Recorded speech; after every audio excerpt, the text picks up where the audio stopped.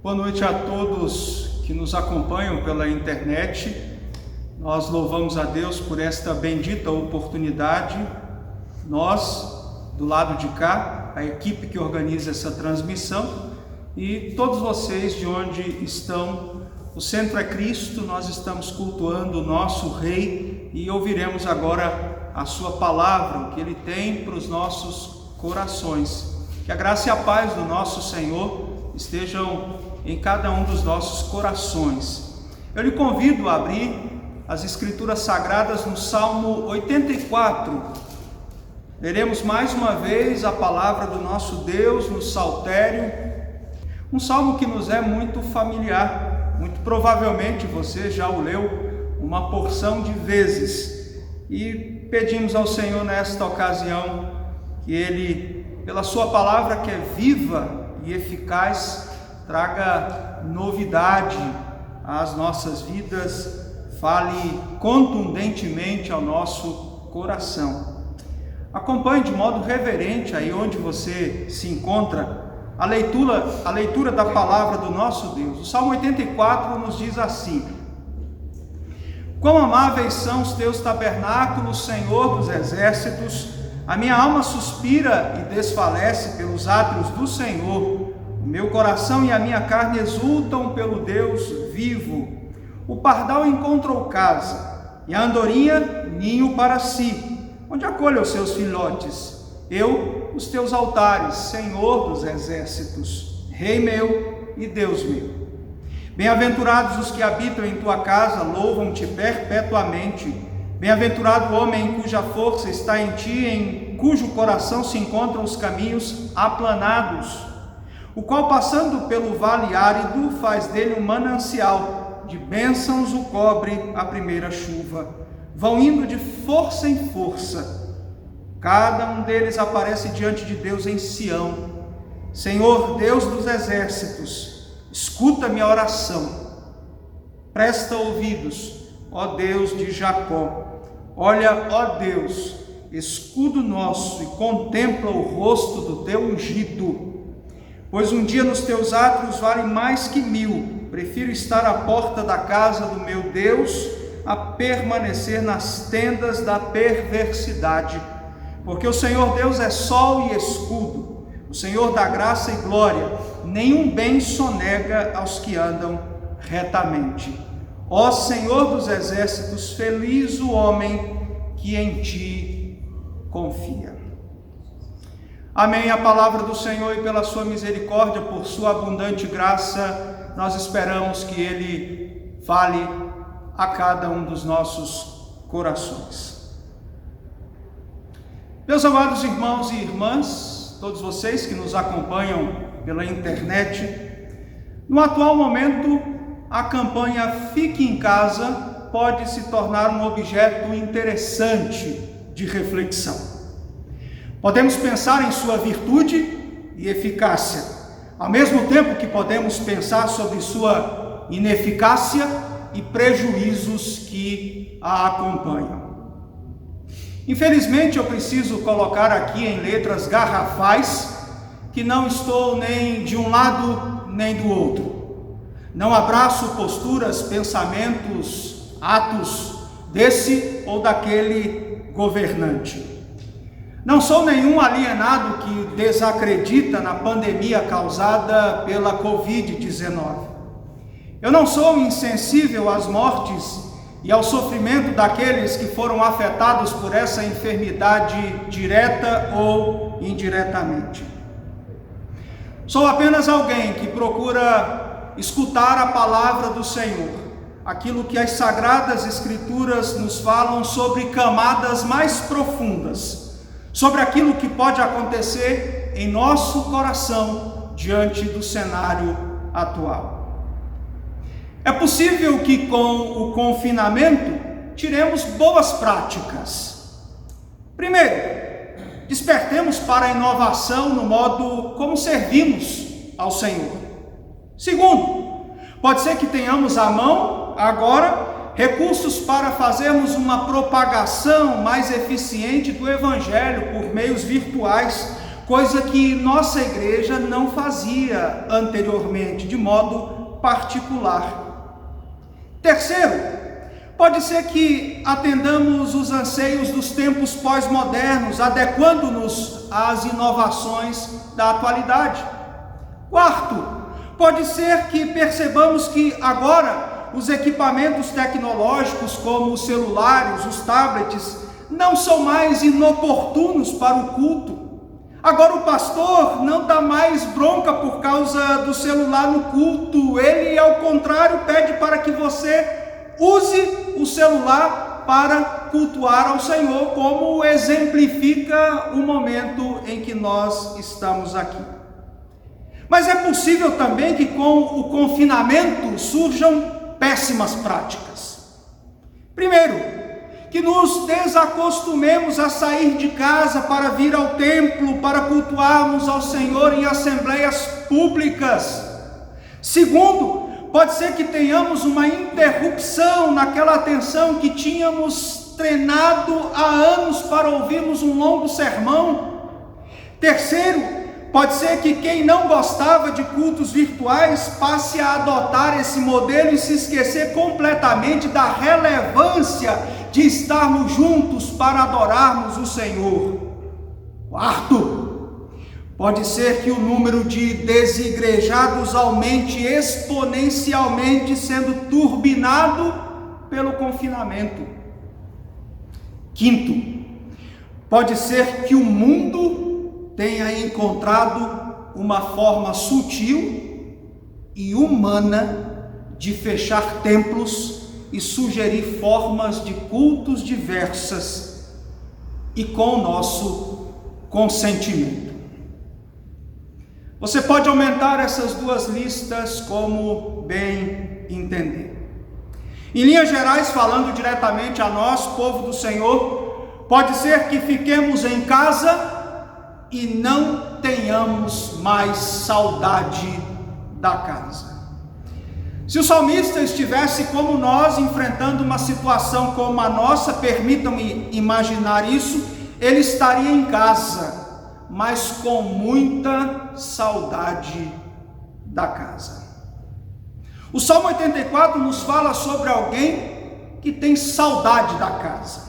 E eu espero que você me ouça até o final, para que você consiga entender aquilo que o texto bíblico quer nos ensinar. Eu uso a palavra casa com C maiúsculo, entendendo que o salmista está falando da casa de Deus, do templo, espaço físico tão importante para o povo do Senhor no contexto do Salmo 84. É dela que o escritor tem saudade.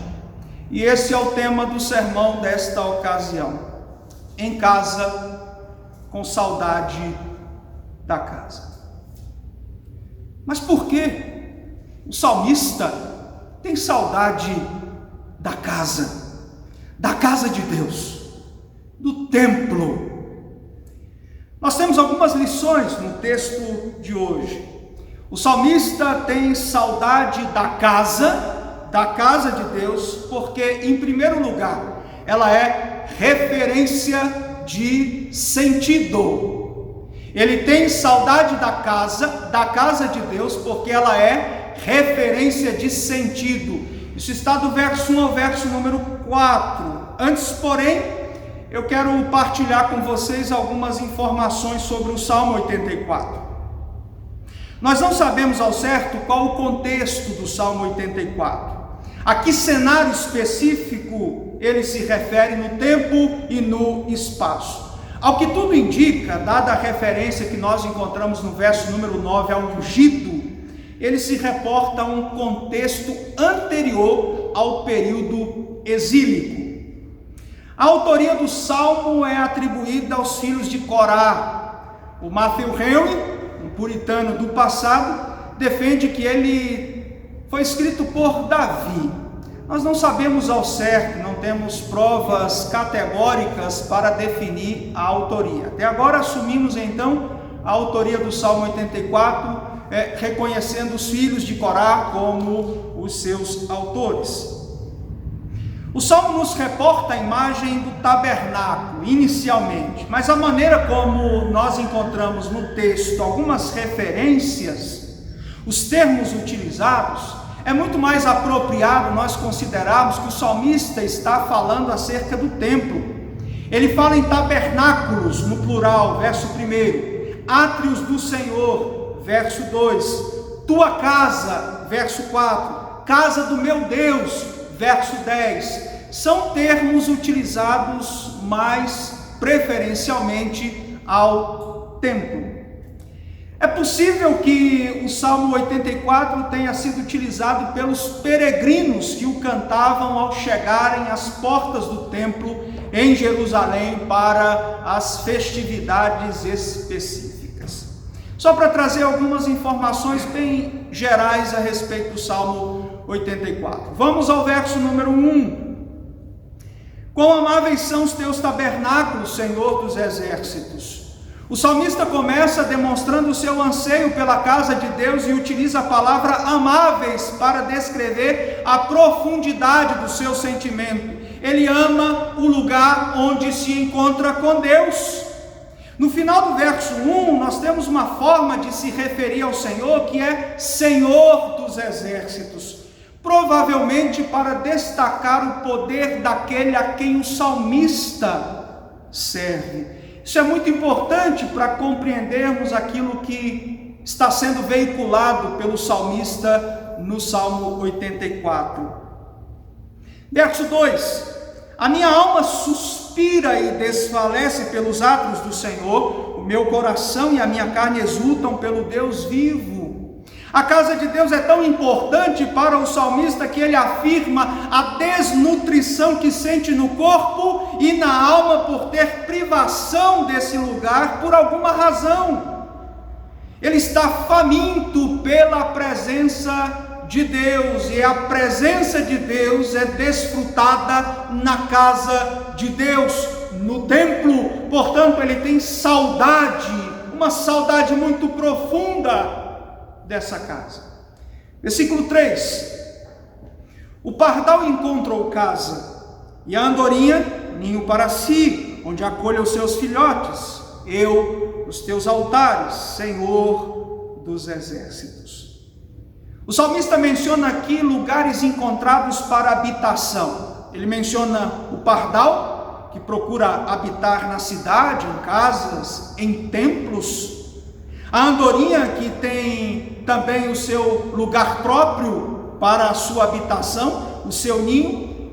E ele toma como referência de lar os altares do Senhor. Ou seja, ele faz alusão a uma determinada parte do templo, para dizer que ali se encontra então a sua habitação preferível. Versículo 4: bem-aventurados os que habitam em tua casa, louvam-te perpetuamente. Por que esse desejo tão intenso?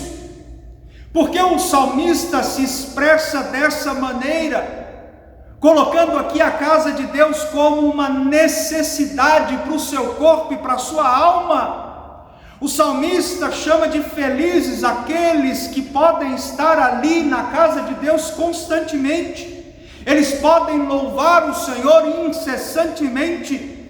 O salmista anseia por estar ali não apenas em ocasiões festivas, mas dia e noite. Ele tem saudade da casa e o expressa dessa forma, porque a casa de Deus é para o salmista uma referência de sentido. O templo reportava o salmista a Deus, que é o sentido pleno para a vida dele. Por isso a casa de Deus se torna o grande anseio do salmista. Meus amados irmãos e irmãs, você que nos ouve pela internet, não é mero capricho do salmista, é necessidade, é sentido pleno para a sua vida. Sem a presença de Deus, sem conectar Deus à sua vida em todos os termos, a vida perde completamente o sentido. Preste atenção, não é obsessão litúrgica e religiosa, é necessidade de vida. Ele tem saudade da casa de Deus, porque ela é referência de sentido. Sem a presença de Deus, sem o caminhar com Deus, o viver com Deus, a vida perde o seu significado verdadeiro, que é promover a glória de Deus. O salmista tem saudade da casa de Deus, porque ela é referência de sentido para a sua vida. Isso é algo extremamente importante para ele. Mas o salmo continua, e observamos do verso 5 até o verso número 7, que o salmista tem saudade da casa de Deus, porque ela também é referência de sustento.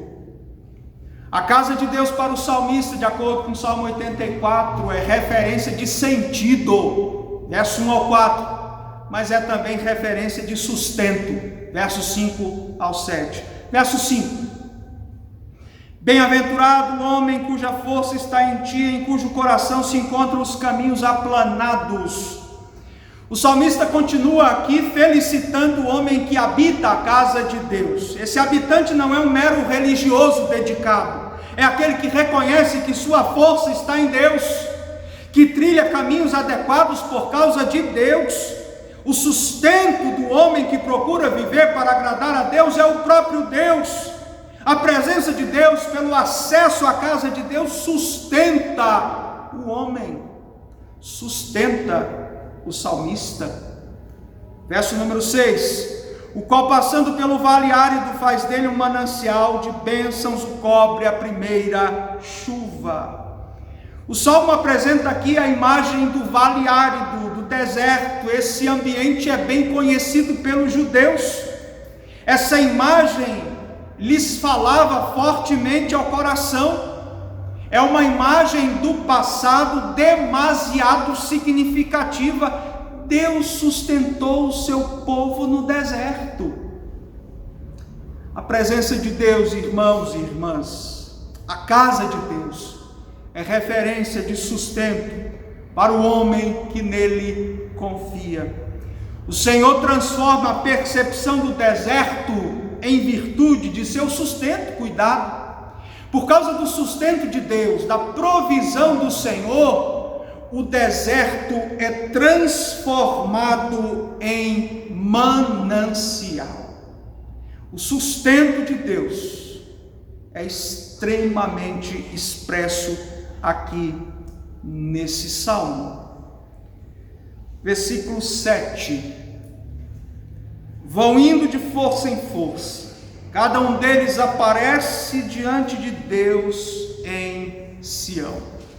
O verso número 7 continua então a descrição dessa imagem.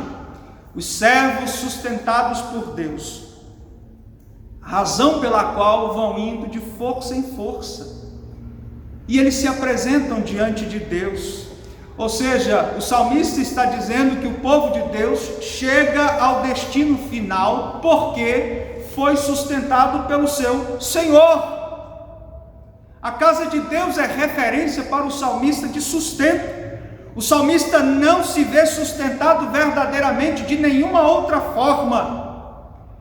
Ele vê que o sustento do homem que confia em Deus é o Deus a quem ele serve e em quem ele confia.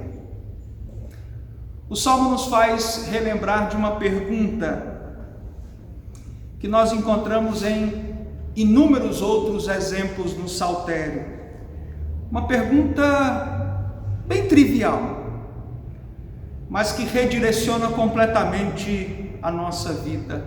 Onde está o nosso sustento? Quem nos sustenta verdadeiramente? Quando nos lembramos de sustento, automaticamente o que vem à nossa mente? O salmista tem saudade da casa de Deus. Por quê? Porque ela é referência de sentido, mas também porque ela é referência de sustento. Porque a casa de Deus remetia o salmista ao próprio Deus, que é sustento de todas as coisas. Em terceiro e último lugar, eu partilho com você que nos acompanha, que o salmista tem saudade da casa de Deus, porque ela é também referência de segurança. Isso está do verso 8 ao verso número 12. Verso 8: Senhor Deus dos exércitos, escuta minha oração, presta ouvidos, ó Deus de Jacó. O verso começa com o tratamento que o salmista dá a Deus como Senhor dos exércitos. Volto a dizer que, ao que tudo indica, aqui o salmista está evocando a ideia de que o Senhor Deus é todo-poderoso. E por ser todo-poderoso, é então a segurança plena para a vida do salmista. Ele se sente seguro e certamente o povo do Senhor também.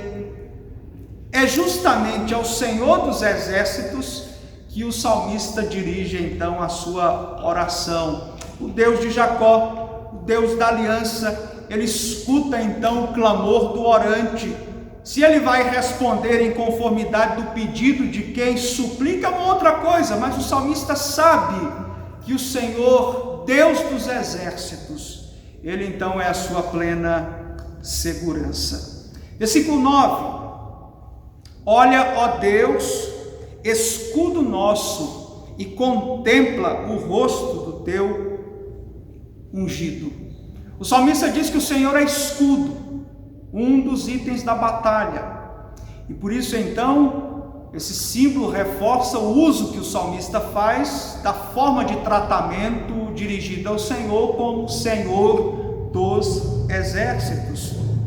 Ele é a segurança do seu povo, ele olha para todos, inclusive para o seu ungido, para o rei. Ele cuida desde os menores até os maiores.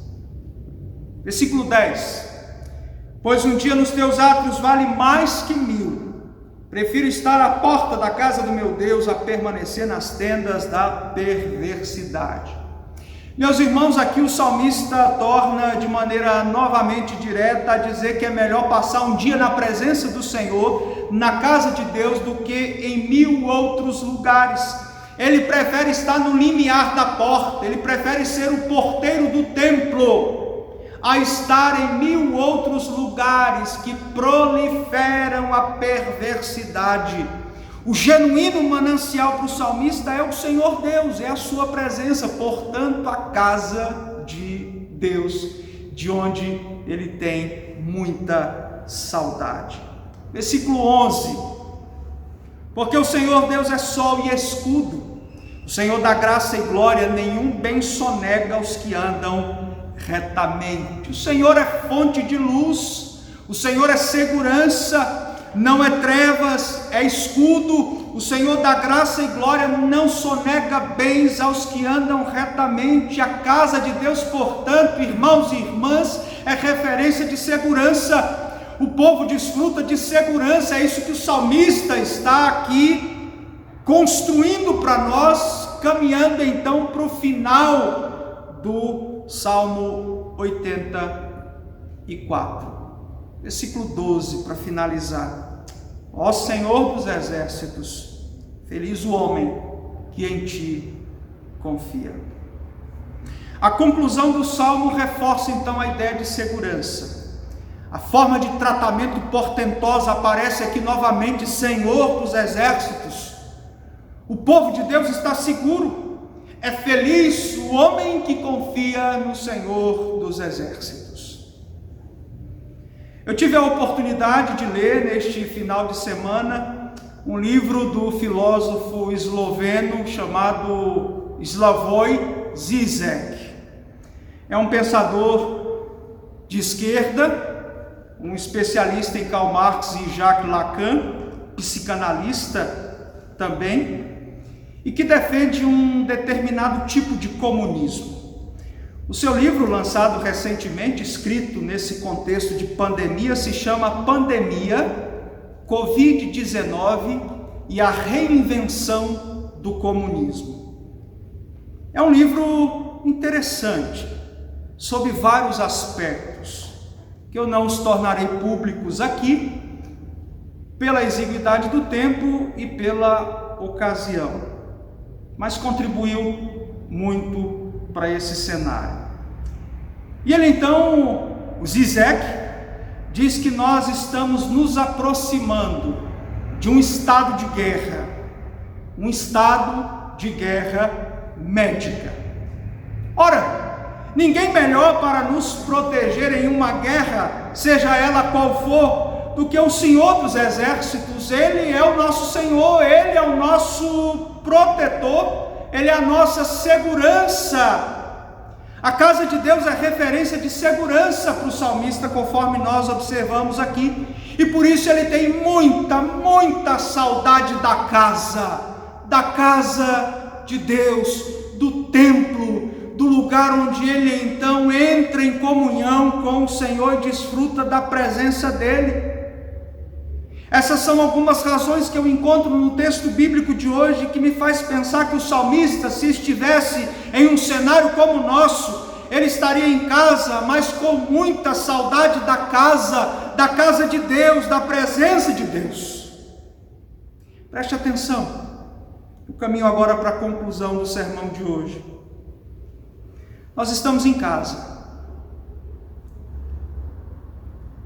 e eu sinceramente não sei quando nós vamos retornar à nossa rotina, e algo me preocupa. Pode ser que nesse cenário nós não tenhamos mais saudade da casa. Não se preocupe, eu não estou aqui querendo trazer para os nossos dias o valor que o templo tinha para o salmista e para o povo de Deus no passado. O templo era sombra daquilo que haveria de vir: Cristo.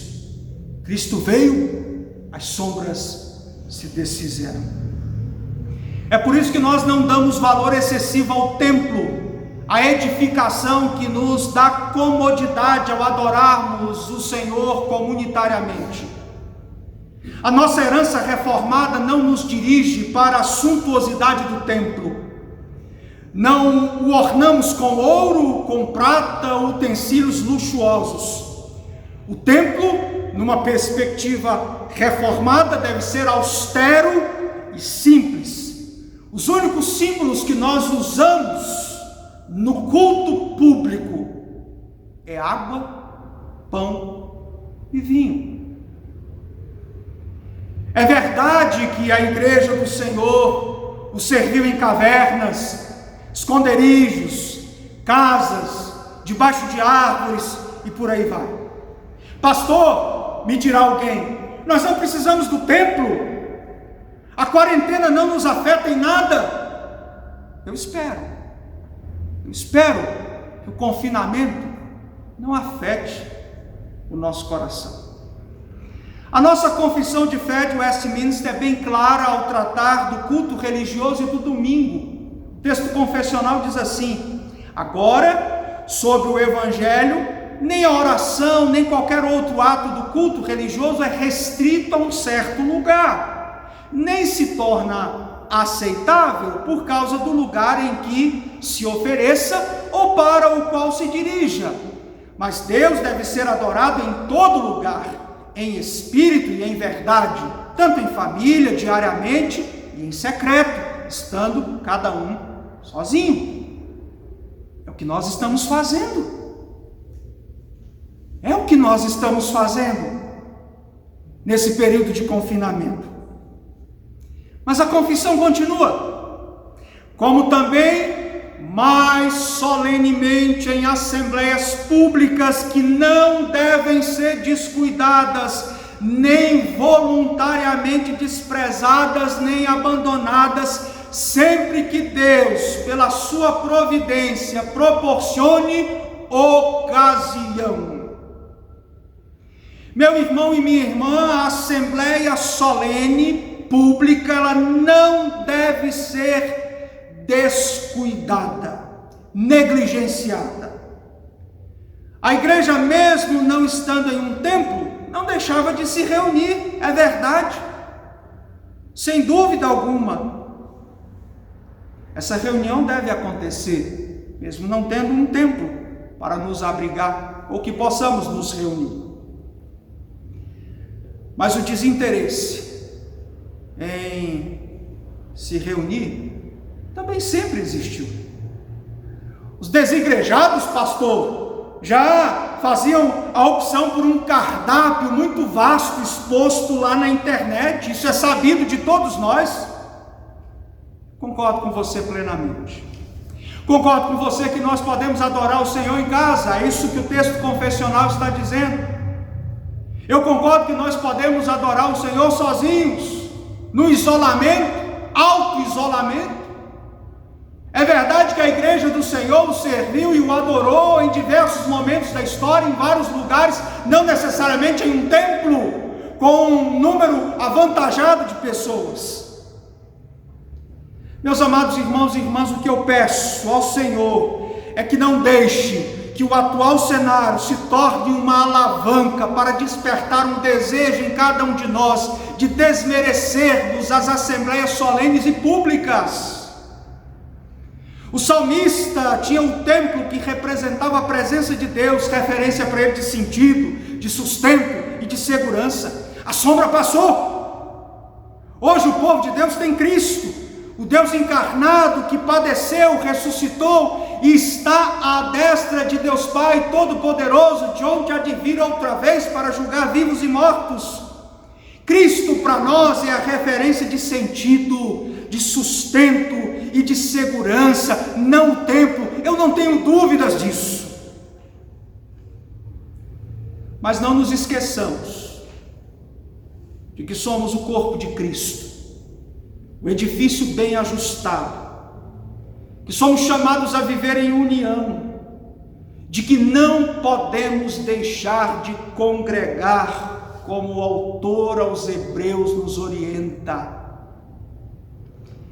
Eu espero, meus amados irmãos e irmãs, que quando Deus, por sua providência, nos der ocasião de nos encontrarmos novamente para servi-lo comunitariamente, que eu não sei quando isso vai acontecer, para termos nossas assembleias solenes e públicas novamente, eu espero que eu não seja um pastor do fique em casa. Eu espero que eu não me acostume a trabalhar somente em casa. Eu espero e peço ao Senhor que eu não me acostume a não tocar nos doentes.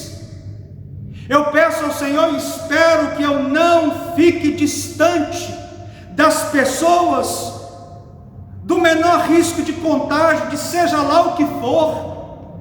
Que eu não queira uma igreja limpinha aos domingos, recomendando que todos os doentes fiquem em casa.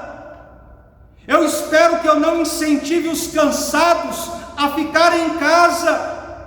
Eu espero que eu não seja um pastor que diga aos que moram longe que fiquem em casa, que quando chover eu oriente, fique em casa. Eu espero que eu não seja um pastor que quando as pessoas estiverem tristes em casa eu diga, fiquem em casa. Eu espero que eu não seja um pastor que quando houver briga em casa eu diga, não venha para o culto, fique em casa.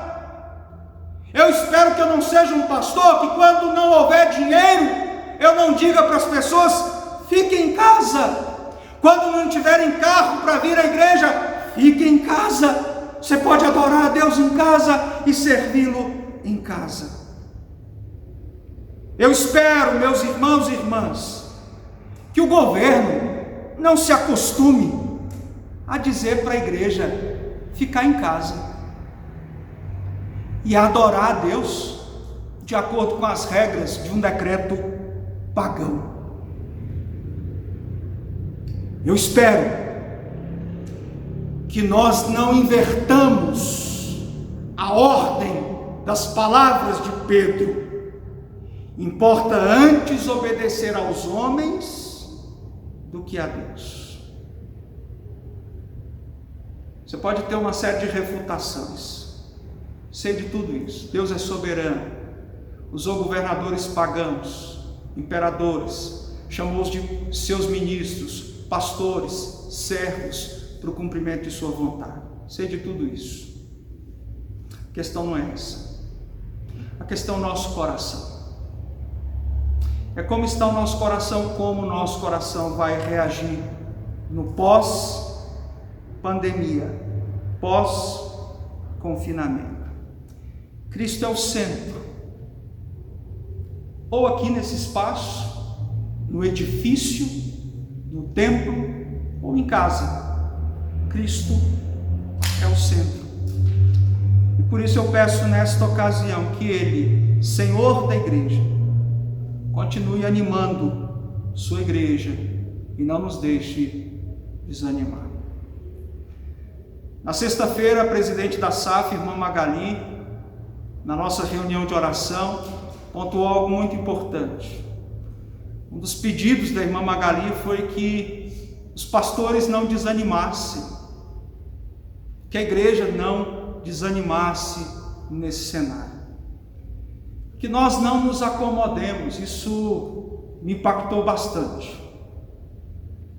Pode ser, meus amados irmãos e irmãs, que nós nos acostumemos a ficar em casa. E o mundo está dizendo que vai ser uma boa ficar em casa.